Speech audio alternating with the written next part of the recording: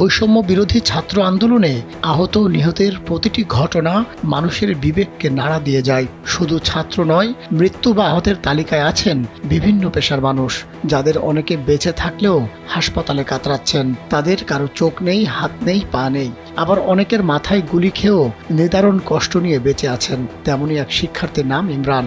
রিকশা চালক বাবার বড় ছেলে সে। 22 বছর বয়সী এই শিক্ষার্থীর মাথায় 3টি বুলেট আঘাত হানে। তার মাথার খুলি আলাদা করে সংরক্ষণ করে রেখেছেন চিকিৎসকরা। 3 মাস পর তা প্রতিস্থাপন করা হবে। বেঁচে থাকলেও ইমরান স্মৃতিশক্তি ফিরে পাবে কিনা তা নিয়ে সন্দিহান চিকিৎসকরাই। ঢাকা মেডিকেলে চিকিৎসা চলছে ইমরানের। স্যান্ডেলিনা সো, রূপচর্চায় আভিজাত্য। পড়ালেখার পাশাপাশি অভাবের সংসারে পার্ট টাইম জব হিসেবে শিক্ষকতা করত সে। ইচ্ছা ছিল আদর্শবান শিক্ষক হবার। তার এই পরিণতি ভাবিয়ে তুলেছে রিকশা চালক অসহায় বাবা বেলাল হোসেনকে। ছেলের চিকিৎসা খরচও নেই তার কাছে।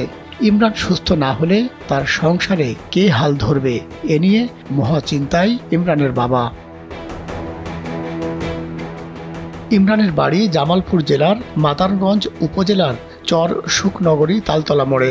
ঢাকার সাভারের আশুলিয়া বাইপাইলি এলাকায় ফুফুর বাসায় বেড়াতে এসেছিল ইমরান। সরকার পতনের আগের দিন 4 আগস্ট সন্ধ্যায় প্রাথমিক স্কুল জীবনের বন্ধুদের সাথে আন্দোলনে যোগ দেয় ইমরান। আশুলিয়া থানা পুলিশের সামনে গেলে পাশের একটি উচ্চ বিল্ডিং এর ছাদ থেকে পুলিশ গুলি ছোড়ে। এতে ইমরানের মাথায় 3টি গুলি লাগলে সঙ্গে সঙ্গে মাটিতে লুটিয়ে পড়ে সে। পরে আন্দোলনকারীরা ইমরানকে উদ্ধার করে ঢাকা মেডিকেল কলেজ হাসপাতালে নিয়ে যায়। 5 আগস্ট সকালে মাথায় অস্ত্রোপচার করা হয়। বর্তমানে ইমরান ঢাকা মেডিকেল কলেজ হাসপাতালের 502 নম্বর রুমের 10 নম্বর বেডে চিকিৎসাধীন আছেন। জ্ঞান ফিরলেও ইমরান কথা বলতে পারছে না। সরকার ও সমাজের বিত্তবানদের কাছে আর্থিক সহায়তা চেয়েছেন ইমরানের রিকশা চালক বাবা। মাহমুদ সোহেল, কালবেলা।